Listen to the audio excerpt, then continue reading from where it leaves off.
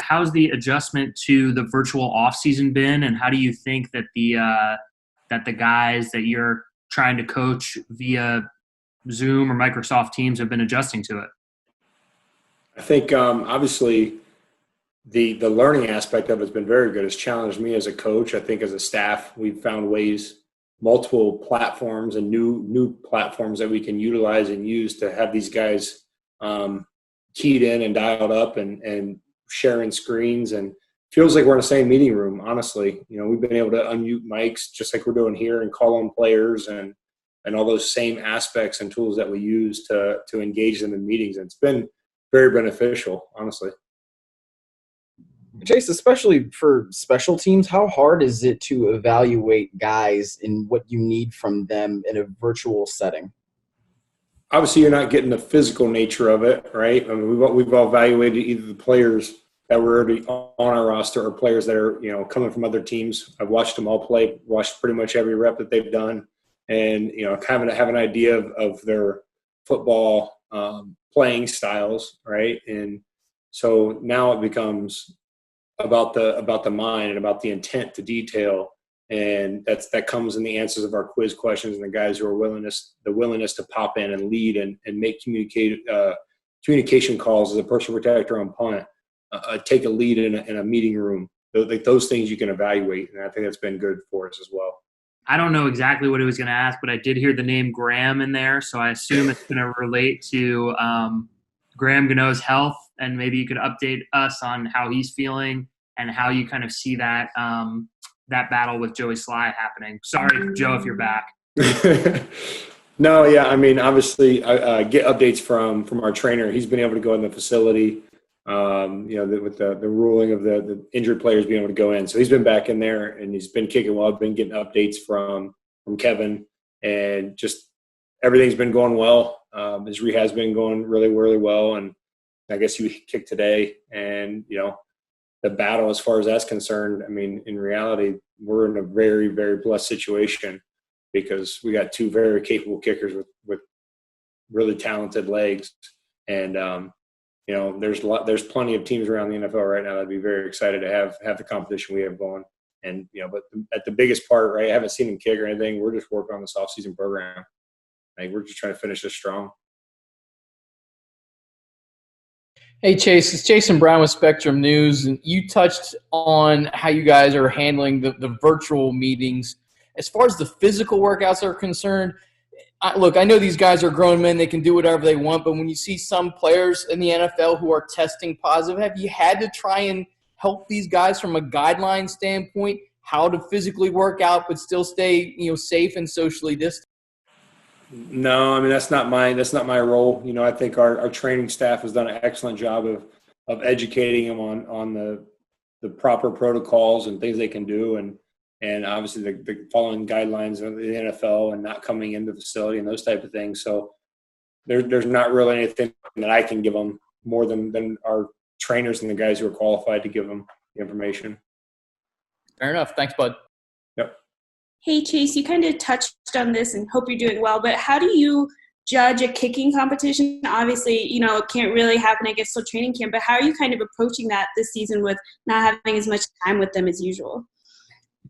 I think it'll play itself out regardless, as most things do in training camp at all positions, right? There's always competition and guys that come out of the woodwork that you may not have realized early on that they were going to be here. And it's going to be the same way in this competition. We're going to have plenty of time to get there as we go. When we get back to the facility, whenever it is and it can work, we'll focus on it at that point. But like I said, we're really just maintaining the process of trying to get our 1% better, as coaches continue to talk about, and finding a way each and every day to find a way, whether it's them on their own or us in meetings or myself doing film study of self-scouting or around the league and making sure we're evaluating everything. Thanks, David Newton. I hope you're doing well. You're actually the senior coordinator, I guess, since none of the other two coordinators have any NFL experience as a coordinator. What's that been like getting to know players, for them especially, if you've observed that at all? And how do you feel like the lack of experience on the staff in general is going to impact the staff? I don't think there's any doubt in anyone's mind, players or coaches, that we have plenty of experience. I mean, Phil Snow is unbelievable talent and unbelievably gifted in what he does, and he has tons of experience. Joe Brady is just exceptional, and he has great coaches around him as well. I mean, our staff is very, very gifted, and we got to put forth. But at the end of the day, we got to find ways to get our players to play at a high level. And I think, again, going back to this virtual offseason, I think we found ways to do that through different mediums of communicating and having them run their own stuff at times and talking to one another and trying to have that team bonding. Those are all the things that, we've invested as a staff. Seems like our relationships are going well. Guys are calling here, just check on people at certain different times. And it's been good just trying to build team camaraderie another way.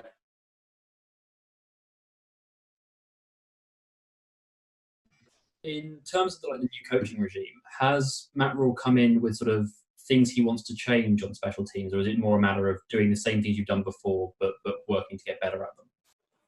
Combination, right? I mean, we're always looking to get better. If you're complacent, then you're never going to be very good. So if I ever felt like I had the answers to special teams around the league, or if any coach or player felt like they'd arrived, then usually those coaches and players fall off pretty quickly. So I personally will always strive to find a new and innovative way to be ahead of the curve. The biggest thing, as Mr. Tepper said, I can't remember the exact way he said it, but, you gain – people who are in the financial industry gain wealth by making moves before they become popular, right? Seeing ahead and setting that curve and having everyone else copycat off them, right? And there's no difference in the NFL. It's a copycat league, right? Everyone runs the same particular plays, and the people who come up with it faster and come up with that new way, new technique that works, they usually have a 2 or 3 year gap and everyone else catches up, right? So it's always about staying ahead of the curve, never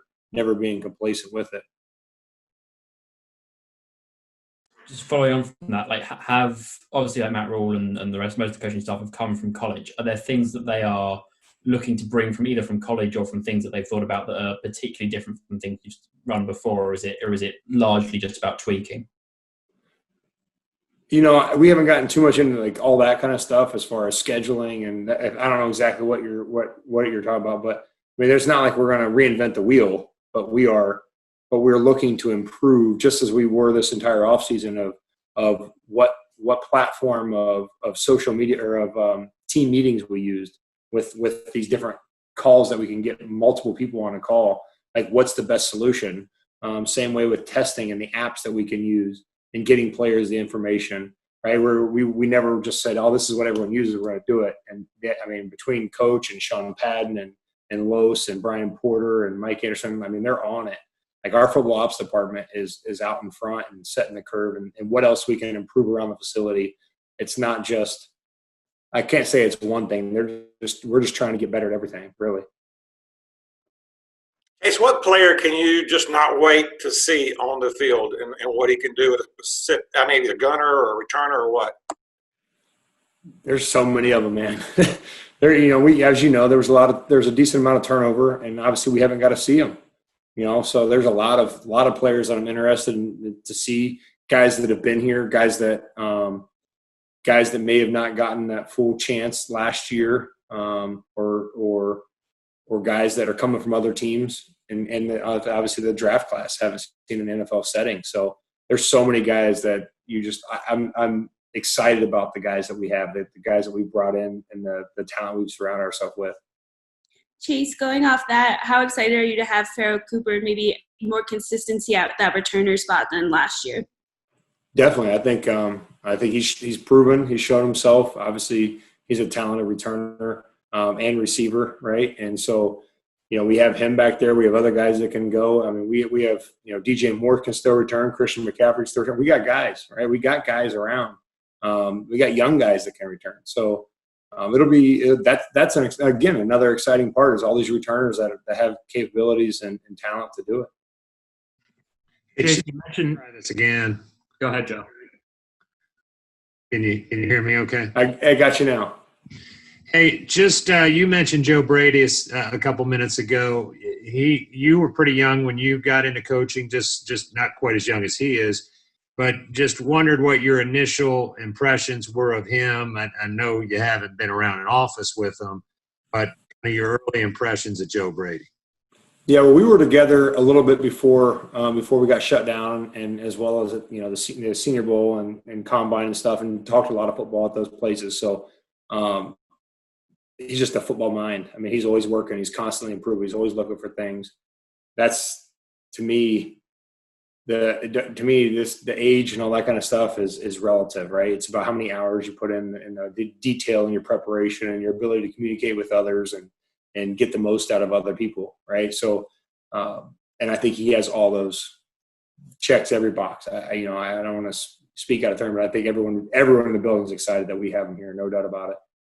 I was going to ask you too, also about your experience during the lockout and any similarities between that and what's going on now.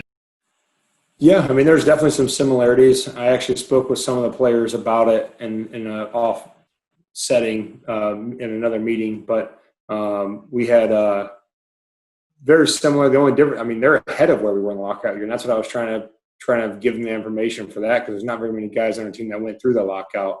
And in that lockout period, we were not allowed to be around. As soon as the draft happened, all those draft picks were done. There were no rookie free agents. They didn't know what team they were on at that point, right? Because the free agency period for the rookies didn't happen until when the lockout ended.